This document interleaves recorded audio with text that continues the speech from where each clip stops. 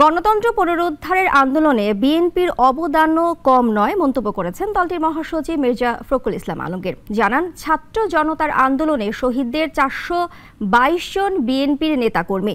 গত 16 বছরে দলটির বিরুদ্ধে হামলা, মামলা, গুম, খুনের কথাও মনে করিয়ে দেন তিনি। রাশেদুল কাদেরের রিপোর্টে বিস্তারিত।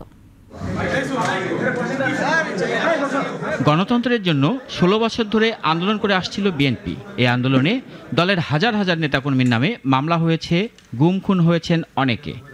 2023 সাল পর্যন্ত শহীদ 1551 জন, গুম 423 জন, রাজনৈতিক দল ও সাধারণ মানুষ মিলিয়ে প্রায় 700 জন। আন্তর্জাতিক গণতন্ত্র দিবস উপলক্ষে গুলশানে এক সংবাদ সম্মেলনে বিএনপির এই অবদানের কথাই মনে করিয়ে দেন দলের মহাসচিব। 13ই আগস্ট পর্যন্ত সমগ্র বাংলাদেশে শহীদ হন 875 জন মানুষ, যার মধ্যে কমপক্ষে 422 জন বিএনপি রাজনীতির সঙ্গে জড়িত।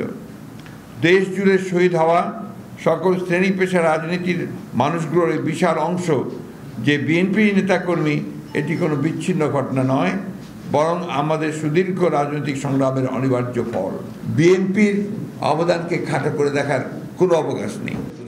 বিএনপি ও আওয়ামী লীগ মুদ্রার এপিঠ ওপিঠ, এমন আলোচনা চলছে দেশ জুড়ে। এমন প্রশ্নের জবাবও দেন মির্জা ফখরুল। বিএনপি আর আওয়ামী লীগ তুলনা হতেই পারে না, কারণ আওয়ামী লীগ কোনো গণতান্ত্রিক দল নয়, গণতন্ত্রের বিরোধী একটা দল, গণতন্ত্রের বিরুদ্ধে অবস্থানকে গণতন্ত্র হত্যাকারী একটি দল। আর বিএনপি হচ্ছে গণতন্ত্রকে জীবন্ত করার দল। কিছু রাজনৈতিক দলের নেতাদের বক্তব্যে ঐক্য বিনষ্ট হতে পারে মন্তব্য বিএনপি মহাসচিবের। নিজেদের মধ্যে এখন ঐক্য ধরে রাখায় জোর দেন তিনি। বিএনপি ঘোষিত 31 দফা বাস্তবায়ন করে তুলতে হবে। রাশেদুল কাদের, নাগরিক, ঢাকা।